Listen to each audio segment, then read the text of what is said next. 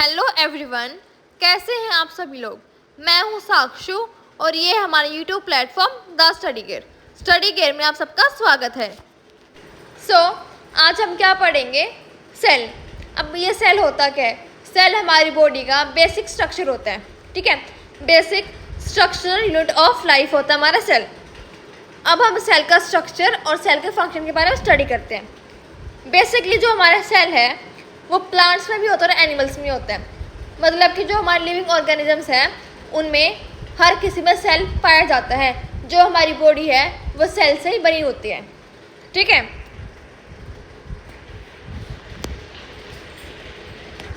अब देखो, ये हमारा है एनिमल सेल, ठीक है। एनिमल सेल में स्ट्रक्चर हमारा है न्यूक्लियस, फिर हमारा ये है साइटोप्लाज्म, आउटर मेम्ब्रेन होती है हमारी सेल मेम्ब्रेन, और जो हमारी ये है इनको बोलता है माइटोकॉन्ड्रिया। माइटोकॉन्ड्रिया हमारा क्या होता है? Power house of the cell, ठीक है। सेम हमारा प्लांट सेल में क्या होता है? Nucleus, cytoplasm, cell membrane, mitochondria, ठीक है। ये सब होता है हमारे प्लांट सेल में। और इंक्लूडिंग क्या होता है? वैक्यूल होता है जो हमारे एनिमल सेल में एब्सेंट होता है। क्लोरोप्लास्ट भी हमारे एनिमल सेल में एब्सेंट होता है, और होता है हमारा सेल वॉल, ठीक है। तो ये हमारा क्या स्ट्रक्चर है एनिमल सेल का और प्लांट सेल का। अब हम इसके बारे में डिटेल में स्टडी करेंगे। Now moving forward to introduction of cell. अब सेल है क्या? सेल क्या है? Fundamental unit of life. मतलब जो हमारा सेल है वो क्या? बेसिक स्ट्रक्चर है हमारी बॉडी का, ठीक है। अब ये क्या? सेल्फ रेप्लिकेटिंग है। मतलब जो हमारे सेल्स हैं वो अपने आप मल्टीप्लाई करते रहते हैं, ठीक है। सेल्फ रेप्लिकेटिंग स्ट्रक्चर है सेल्स। फिर क्या है? जो हमारा फर्स्ट सेल था वो किसने ऑब्जर्व किया था? रॉबर्ट हुक ने। रॉबर्ट हुक ने फर्स्ट टाइम सेल को ऑब्जर्व किया था। कब किया था? 1665 में। 1665 में फर्स्ट टाइम सेल ऑब्जर्व किया था रॉबर्ट हुक ने। लेकिन कौन सा सेल ऑब्जर्व किया था? उसने सेल को ऑब्जर्व किया था from the slice of cork. Cork क्या होता है? बेसिकली जो हमारा पेड़ होता है, पेड़ के तने के सेल जो थे उसने वो ऑब्जर्व किए थे, ठीक है। उसने क्या किया? एक जो हमारा पेड़ का तना है उसने उसका सेक्शन ले लिया, ठीक है। उसको स्टडी करा उसने माइक्रोस्कोप के अंदर, ठीक है। तो रॉबर्ट हुक ने फर्स्ट टाइम सेल को ऑब्जर्व किया था from the slice of cork in 1665। अब नेक्स्ट देखो, अब जो हमारे ऑर्गेनिजम्स हैं वो दो टाइप्स के होते हैं। एक होते हैं यूनिसेलुलर ऑर्गेनिजम्स और एक होता है मल्टीसेलुलर। यूनिसेलुलर का मतलब उनके पास सिर्फ एक सेल होता है, और जो हमारे मल्टीसेलुलर होते हैं उनके पास मोर देन वन सेल होता है, ठीक है। तो ये हमारा डिफरेंस है यूनिसेलुलर ऑर्गेनिजम्स में और मल्टीसेलुलर ऑर्गेनिजम्स में। अब जो हमारा सेल है उसका डायमीटर कितना होता है? उसका डायमीटर कितना है?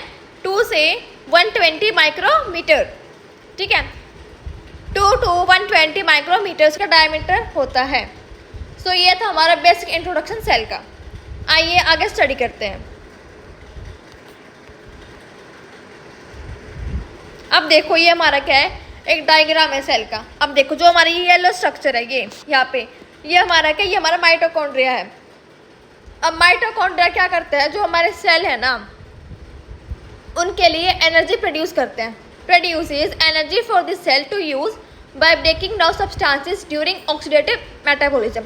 जब हमारे सेल्स में क्या होता है? ऑक्सीडेशन होता है, तब ये सेल्स के लिए क्या करते हैं? एनर्जी प्रोड्यूस करते हैं, ठीक है। नेक्स्ट हमारा है गोल्गी कॉम्प्लेक्स। अब गोल्गी कॉम्प्लेक्स क्या है? देखो ये जो भी स्ट्रक्चर, जो भी फूड वगैरह या फिर जो भी हमारे मॉलिक्यूल्स है सेल के अंदर, उनको ये डिस्ट्रीब्यूट करता है थ्रू आउट द सेल, ठीक है। गोल्गी कॉम्प्लेक्स क्या करेगा? जो हमारे वो हैं पैकेज है सेल्स के अंदर, उनको ये डिस्ट्रीब्यूट करेगा, समझ गए। फिर नेक्स्ट हमारा क्या? राइबोसोम्स। जो हमारे देखो ये स्मॉल स्मॉल पार्टिकल्स है यहाँ पे, इनको हम बोलते हैं राइबोसोम्स। अब जो हमारे राइबोसोम्स है वो क्या है? टाइनी प्रोटीन प्रोड्यूसिंग फैक्ट्रीज हैं। क्या है? टाइनी प्रोटीन प्रोड्यूसिंग फैक्ट्रीज हैं। वो क्या करते हैं? वो केमिकल मैसेज को प्रोड्यूस करते हैं जिससे सेल के अंदर पूरी बॉडी में मैसेज ट्रांसफ़र हो जाता है, समझ गए। ये होते हैं हमारे राइबोसोम्स। फिर नेक्स्ट हमारे पास क्या है? न्यूक्लियस। अब देखो न्यूक्लियस क्या? जो हमारा सेंटर वाला स्ट्रक्चर है ये तो हमारा न्यूक्लियस। न्यूक्लियस क्या है? सेल का कंट्रोल सेंटर है। न्यूक्लियस क्या है? हमारे सेल्स का कंट्रोल सेंटर है जो हमारे पूरे सेल की एक्टिविटी का कंट्रोल करता है। फिर है डीएनए। देखो न्यूक्लियस के अंदर हमारा होता है डीएनए, जो कि क्या होता है? डबल स्ट्रैंडेड स्ट्रक्चर होता है डीएनए, ठीक है। अब डीएनए के अंदर क्या होता है? एक कोडेड इन्फॉर्मेशन होती है डीएनए के अंदर, contains coded information that passes on every single inherited characteristic. मतलब जो हमारा डीएनए होता है उसके अंदर हमारे जीन्स प्रेजेंट होते हैं, ठीक है, जो जनरेशन से जनरेशन पास होते रहते हैं, समझ गए। अब नेक्स्ट देखो हमारा क्या, एंडोप्लाज्मिक रेटिकुलम। अब देखो जो हमारे स्ट्रक्चर है ये, इनको हम बोलते हैं एंडोप्लाज्मिक रेटिकुलम। ये क्या है, स्मूथ रफ ट्यूब्स हैं, क्या है, स्मूथ भी है और रफ ट्यूब्स भी हैं, जो क्या करते हैं, that move and store materials made by the cell. जो हमारा सेल प्रोडक्ट को प्रोड्यूस करता है, ठीक है, जो भी मटेरियल वो प्रोड्यूस करता है उनको ये स्टोर करता है, ठीक है, और मूव करता है हमारे सेल के अंदर इन द बॉडी, ठीक है। फिर हमारा क्या, लाइसोसोम्स। अब ये हमारा क्या, लाइसोसोम है, ये क्या करेगा, where digestion of cell nutrients take place. जो हमारे सेल के न्यूट्रिएंट्स हैं उनके डाइजेशन कौन करता है, लाइसोसोम करते हैं, समझ गए। फिर हमारा क्या, साइटोप्लाज्म। अब ये हमारा क्या, साइटोप्लाज्म है।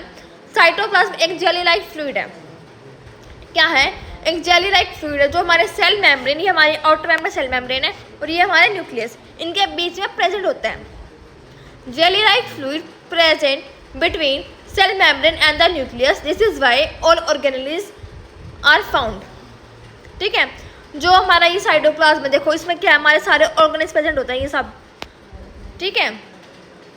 अब देखो, अब हमारा नेक्स्ट क्या है, वैक्यूल। वैक्यूल क्या होता है, हमारा एक स्टोरेज एरिया है, क्या है, एक स्टोरेज एरिया जहाँ पे हमारे फैट्स, जिनको हम क्या बोलते हैं, लिपिड्स बोल सकते हैं फैट्स को, वो स्टोर होते हैं। Vacuoles are the storage area from fats and other substances, ठीक है। अब नेक्स्ट हमारा क्या है, पेरिऑक्सीसोम। अब पेरिऑक्सीसोम क्या है, देखो ये हमारे क्या, पेरिऑक्सीसोम है, ये वेसिकल्स हैं जिनके पास एंजाइम प्रेजेंट होते हैं, ठीक है। अब इन एंजाइम का फंक्शन क्या होता है, केमिकल रिएक्शन को कैरी आउट करना, ठीक है। Vesicle that contains enzymes that carry out particular reaction such as detoxifying potentially harmful molecules, ठीक है। अब ये हमारा है सेंट्रियोल। सेंट्रियोल क्या है, tiny organ that help cell to divide. अब हमारा सेल डिवीजन कौन कराता है, सेंट्रियोल। सेंट्रियोल हमारा सेल डिवीजन कैरी आउट करता है। लास्ट हमारा है सेल मेम्ब्रेन। सेल मेम्ब्रेन हमारी आउटर मोस्ट लेयर है सेल की, ठीक है, जो कि एक डबल लेयर है। देखो एक लेयर इसकी ये होगी, एक लेयर हमारे अंदर वाली लेयर होगी, तो दो लेयर है इसकी हमारे सेल मेम्ब्रेन की।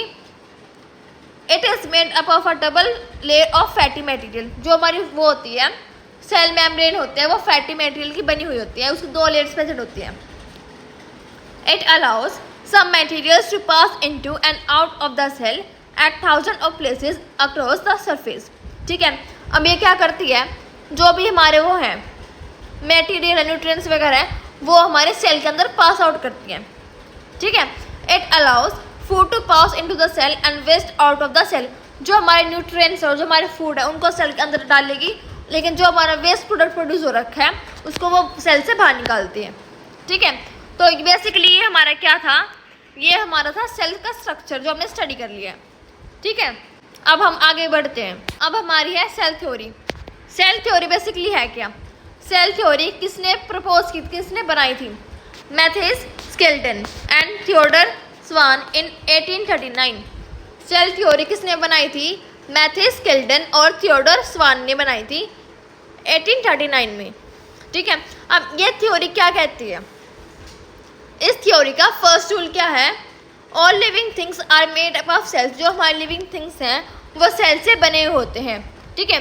जो भी हमारे प्लांट्स हो गए, एनिमल्स वगैरह, इंसेक्ट वगैरह जो भी हैं उन वो सब के सब हमारे सेल से बने हुए होते हैं, ठीक है। अब नेक्स्ट क्या है, cells are the smallest working unit of all living things. जो हमारे सेल्स हैं वो क्या है, स्मॉलेस्ट वर्किंग यूनिट है हमारे लिविंग थिंग्स के।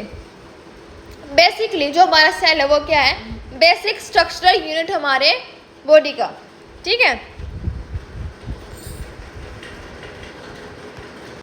All cells come from pre existing cells through cell division. अब देखो जो हमारी बॉडी में सेल प्रेजेंट होते हैं उनसे ही हमारे सेल और बनेंगे। कैसे बनेंगे, रेप्लिकेट करके, मल्टीप्लाई करके, ठीक है। हमारी बॉडी में जो सेल्स प्रेजेंट होते हैं वो टाइम टू टाइम मल्टीप्लाई करते रहते हैं, ठीक है। मतलब कि जो हमारी बॉडी में सेल्स हैं उनसे ही हमारे नए सेल्स प्रोड्यूस होते हैं। ये थी हमारे सेल थ्योरी। इसमें बेसिकली हमारे 3 पॉइंट हैं कि जो हमारे सेल है वो बेसिक स्ट्रक्चर है, ठीक है। और क्या है, जो हमारे लिविंग ऑर्गेनिजम्स है वो सेल के ही बने हुए होते हैं, और जो हमारे सेल्स हैं वो प्री एग्जिस्टिंग सेल से बनते हैं, वो भी सेल डिवीजन के द्वारा। ठीक है, ये थी हमारी सेल थ्योरी। अब देखो नेक्स्ट हमारा क्या है, कॉन्स्टिट्यूएंट्स ऑफ सेल्स, मतलब जो हमारा सेल है वो कैसे बना हुआ होता है, उसके अंदर क्या क्या इंक्लूडेड है। ठीक है, different substances that make a cell are collectively called protoplasm, मतलब जो हमारा सेल है उसमें जो भी सब्सटेंस हैं उनको मिला के हम क्या बोलते हैं, प्रोटोप्लाज्म बोलते हैं। जैसे वाटर हो गया, कार्बोहाइड्रेट हो गया, फैट्स वगैरह हो गए, इन सबको कलेक्टिवली हम बोलेंगे प्रोटोप्लाज्म। अब हम पढ़ेंगे कि जो हमारा प्रोटोप्लाज्म है वो किससे बना हुआ होता है, उसमें क्या क्या कंपोजिशन होती है। Protoplasm is composed of, first है वाटर। ठीक है, मेन कंपोनेंट हमारा सेल में होता है वाटर। वाटर कितना होता है, 70 to 80% होता है वाटर हमारे सेल के अंदर। कितना होता है, 70 to 80%।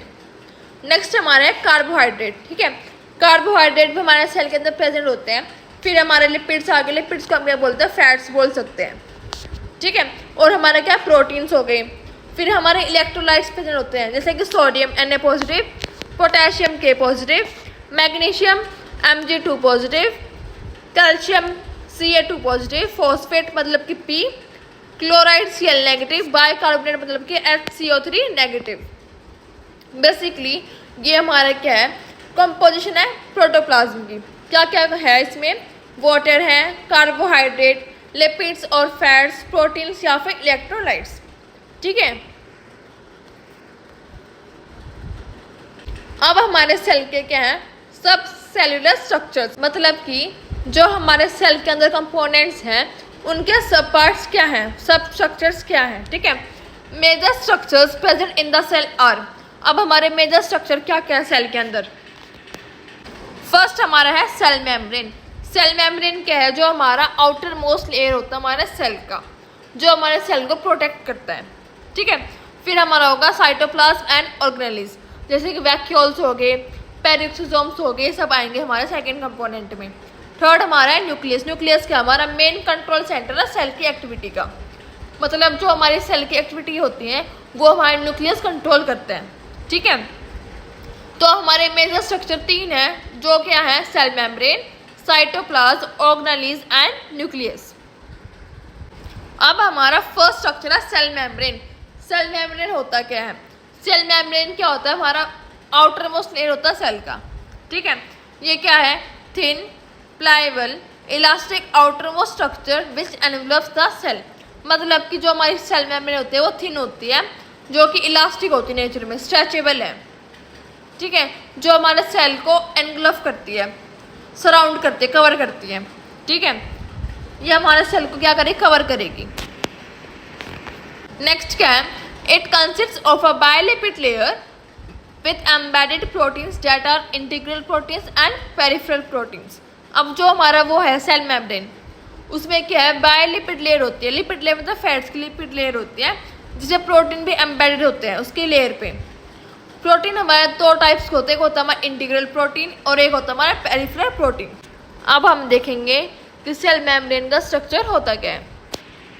देखो ये हमारा क्या है, एक्स्ट्रासेलुलर फ्लूइड है, मतलब कि वो फ्लूइड है जो हमारे जो भी हमारे सेल के बाहर प्रेजेंट होता है, उसका हम बोलते हैं एक्स्ट्रा सेलुलर फ्लूइड।